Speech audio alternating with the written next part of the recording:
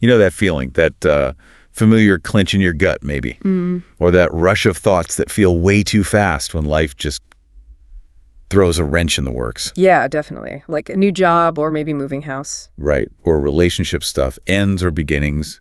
Even just that low hum of uncertainty we seem to live with now. It's that feeling of being like unmoored, like the ground just shifted under you. Exactly. And that unease, that stress. It's so common when things change. It really is. And that's what we're diving into today. We've gathered a whole stack of resources, psych research, practical guides, studies on how people handle big shifts. Yeah, trying to get a good picture. Our mission here is really to pull out the sharpest, most useful insights, to understand why change rattles us so much. And maybe more importantly, how we can move through it all with a bit more grace.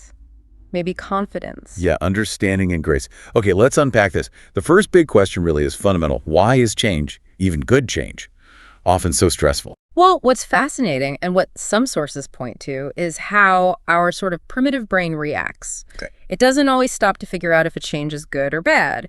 Its main alarm system. It gets triggered by the unknown. The unknown itself. Yeah. Anything outside our normal patterns, sights, sounds, routines, what we expect, can instantly signal potential danger. It flips that old survival switch. Huh. So it's like an ancient programming thing. Exactly. It developed for a world where, frankly, the unfamiliar often meant the threat. So stepping into something genuinely new, a new city, new job, whatever, it just sets off that internal alarm bell. Pretty much. That deep-seated alert system gets activated. And that fear of the unknown. Does it tend to show up in specific ways? It seems to. Some of the material suggests it often boils down to a few core anxieties. There's one framework mentioning 3 common fears during transitions. Okay, like what? Fear of rejection is a big one. Will I fit in? Will people accept me? Yeah, makes sense. Then there's fear of inadequacy. Do I actually have what it takes? Am I skilled enough for this? Right, that self-doubt creeping in. Exactly. And the third one is fear of powerlessness. Just feeling totally out of control, adrift in this new situation. Wow, that breakdown. It really resonates. Thinking about starting a new job, right? Yeah. It's not just learning the tasks. It's worrying about clicking with colleagues. That's rejection. Proving you can handle the work inadequacy. Yeah. And just figuring out all the new systems and who's who, where you feel completely lost, that's powerlessness. Totally. And the sources emphasize you often have to kind of lean into those fears to make the unknown well-known. You have to take that first step, even when it feels really uncomfortable. Which I guess leads to another point that came up in the material. Navigating change takes time. Like often way more time than we allow ourselves. Oh, definitely. As adults, we expect ourselves to just get it, instantly master the new thing, write the whole new chapter overnight. Yeah, but it's not like that, is it? It's more like learning a really complex skill. It really is. Like, think about learning to write an essay. You don't start there. No. You start way back, maybe preschool, just learning letters, then words, sentences, paragraphs. It's this long process building the foundations before you can actually put it all together effectively. And facing a big life change. It kind of makes us that preschooler again, doesn't it? In many ways, yes. We're learning the absolute basics, the alphabet of the new situation, new names, new routes, new expectations, new ways of doing things. So a really powerful message seems to be, have some grace for that inner preschooler. Exactly. You wouldn't yell at a kid for not writing a masterpiece on their first day learning letters, right? No. So extend that same kindness to yourself, celebrate the tiny steps, the attempts, just the process of learning. Don't demand perfection right away or feel like a failure because it's hard. Just acknowledging the fear and giving yourself that space to learn, that's a huge first step. It really is. Vital. Okay, so beyond self-compassion, what else is in the toolkit? What do the sources offer for navigating the stress? Well, a theme that comes up again and again is the power of mindfulness. Mindfulness. Yeah. Okay, tell me more. How does that apply here? So mindfulness basically is about paying attention on purpose to what's happening right now, your thoughts, feelings, what your body's doing, your surroundings. But without judging it. That's the key part. Without judgment. Think of your mind like a snow globe that's just been shaken up by all the stress of change. Thoughts, worries, swirling everywhere. Yeah, chaotic. Mindfulness is like Gently setting that globe down, letting the flakes slowly settle, it creates a bit of space between you and all those overwhelming thoughts. And it's not just sitting down to meditate for an hour. No, Yeah. not necessarily. Though formal meditation can help, for sure. It's more about cultivating that intentional awareness in just everyday moments. Like noticing the anxious thoughts, but not getting totally swept away by the stories they tell. Precisely, just observing them, like, oh, there's that worry again. Seeing it as just a temporary mental thing passing through, it helps you realize that intense emotions, worries, they don't last forever. They will pass. Is there a specific way to practice that when you're feeling overwhelmed? Yeah, actually one concrete framework that came up is RAIN. RAIN. R-A-I-N. Okay, what does that stand for? It's a really helpful mnemonic. R is for recognize. Just notice and name the difficult emotion or sensation. Ah, okay. This is anxiety I'm feeling. Got it. R-recognize. A is for allow. Let it be there. Don't immediately try to fight it or push it away or fix it. Just allow. Okay, that sounds hard. It can be, but resisting often makes it stronger. So, A, allow. Then I is for investigate. Investigate. Yeah, with curiosity, not judgment. Like, where do you feel it in your body? What thoughts are tangled up with it? Just gently exploring. I investigate. And N. N is for nurture. This brings in that self-compassion we talked about, treating yourself kindly like you would a friend who's struggling, offering yourself some comfort or understanding. R-A-I-N. Recognize, allow, investigate, nurture. That seems like a really practical tool. It really helps you engage with the feeling directly but mindfully, which, kind of paradoxically, helps you process it instead of making it bigger by trying to avoid it. Okay, that makes sense. Yeah. Now, speaking of concrete steps, when everything feels up in the air during change, there's often that profound sense of losing control. Right, absolutely. Huge trigger. And that loss of control, like we said, major anxiety trigger. So what's the strategy there? A key one from the sources is to deliberately shift your focus. Focus on what you can control. Okay, like what? Because often it feels like nothing is in your control. Right, it can feel that way, but you might not control the ultimate outcome, whether the new job works out perfectly or how the move settles long term. Yeah. But you can control things like your preparation, your effort, how you choose to respond to challenges that pop up, who you reach out to for support, how you set up your immediate space. So if you've moved for a new job, you can't guarantee the job is amazing, but you can focus on setting up your desk nicely or exploring your new neighborhood bit by bit. Exactly. Planning your commute, scheduling check-ins with people, small, tangible things within your power. And related to that, I imagine, is the idea of routines. Yes. Establishing new routines quickly is really important, even tiny ones, like the time you have your morning coffee or a consistent bedtime. Why does that help so much? It provides a sense of stability and predictability when everything else feels kind of chaotic and unpredictable. It anchors you. And breaking down big challenges. Also key, breaking down the huge, overwhelming task of adjusting to this massive change into small, manageable goals. Each little win gives you a sense of competence, a feeling of agency, like you're making progress. Okay, so focusing on control, routines, small goals. What about the emotional journey itself? Some sources talked about that, right? Like the psychology of moving. Yeah, that often gets described as a bit of a roller coaster. There are phases people tend to go through. Like what? Well, often there's initial excitement, maybe.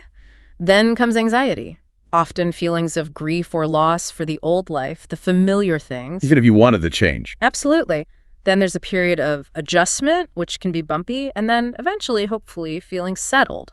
That framework seems useful just for normalizing it all. Like, it's okay to feel sad about leaving, even if you're excited about arriving. Exactly. It acknowledges that leaving somewhere familiar involves real loss. You're mourning the comfort of the known, the easy route to work, the familiar faces, the coffee shop where they knew your order. It's not just changing your address. It can feel like losing a part of your identity tied to that place.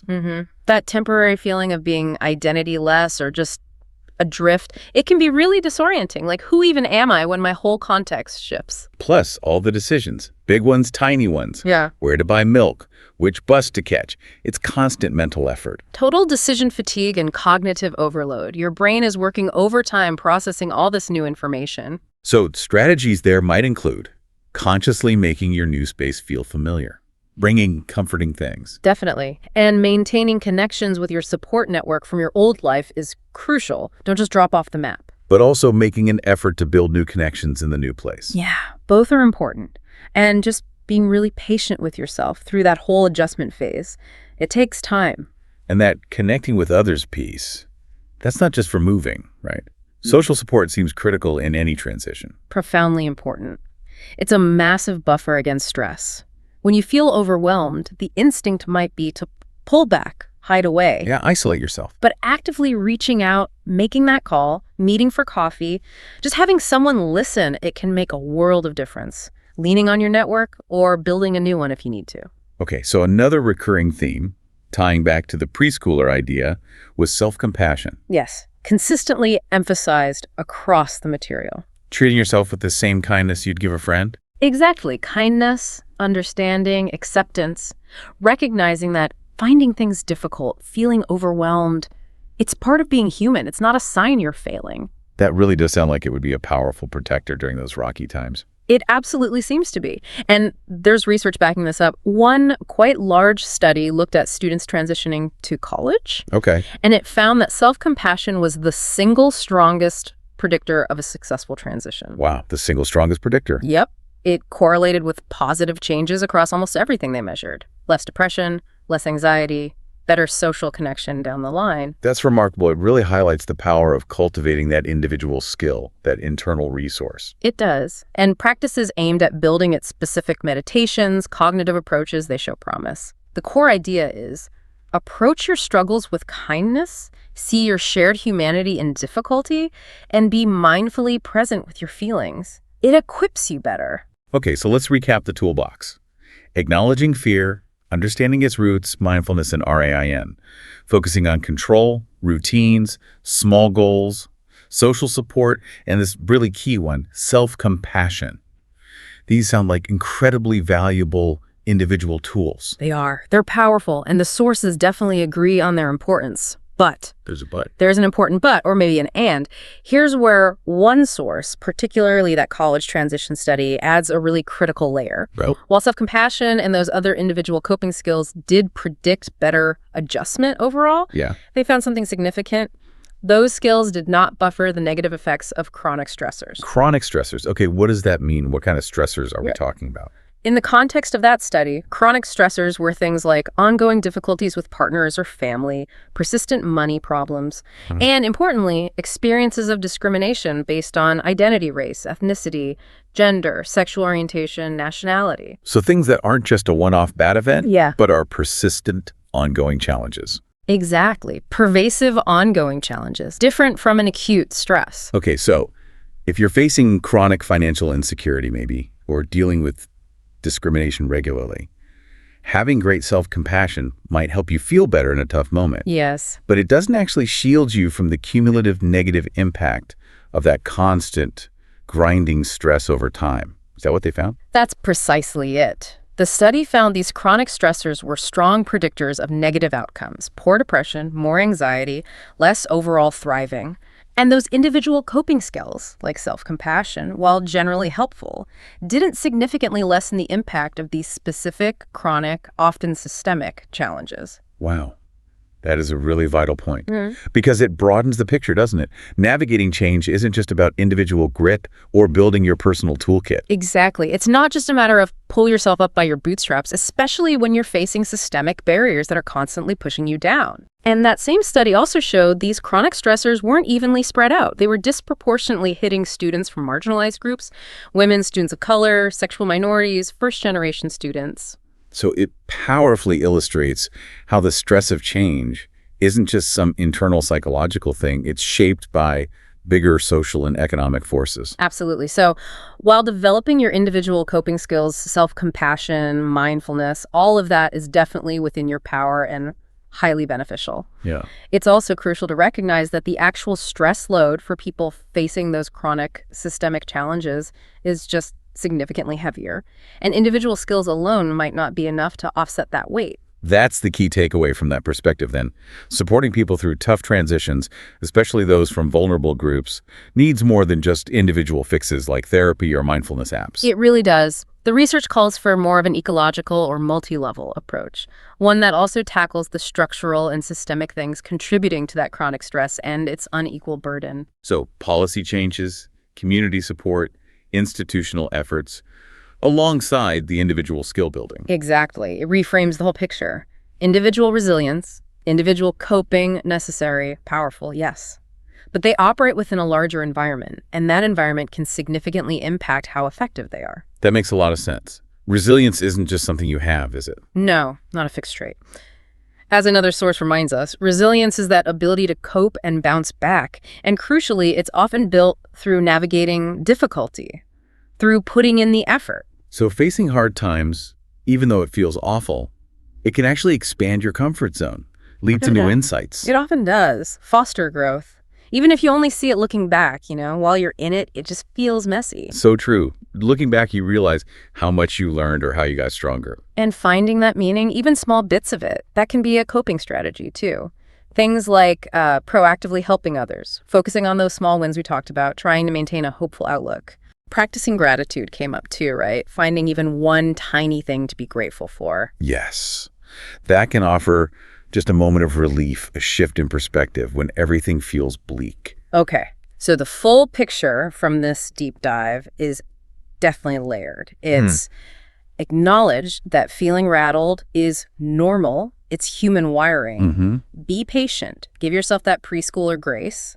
Use the individual tools, mindfulness, RAIN, focus on control, routines, connection, self-compassion. Definitely use those tools. But crucially, also recognize that the stress isn't felt equally. It's amplified by chronic systemic stuff that needs broader attention. Yeah. It's about both building your inner strength and recognizing the importance of supportive environments and tackling those bigger barriers. It's both hands. Exactly. Now, navigating change is just fundamental to life, isn't it? It's going to bring stress. That's okay. That's part of it. Yeah. But by understanding where that stress comes from, using the tools we have, leaning on others, being kind to ourselves, and seeing the bigger picture, you can navigate it more effectively. And maybe even find some unexpected growth along the way. Perhaps, yeah. Find opportunities you didn't even know were there. So here's a final thought, something for you, the listener, to maybe mull over. Knowing that getting through transitions, however tough they feel, inherently builds resilience. It leads to learning, self-discovery. How can you start to shift your perspective, maybe just a tiny bit, from only fearing the great unknown of a change to also trying to embrace the adventure, the learning, the possibilities that might be waiting on the other side? How do you cultivate not just coping, but maybe a little bit of curious anticipation alongside the challenge?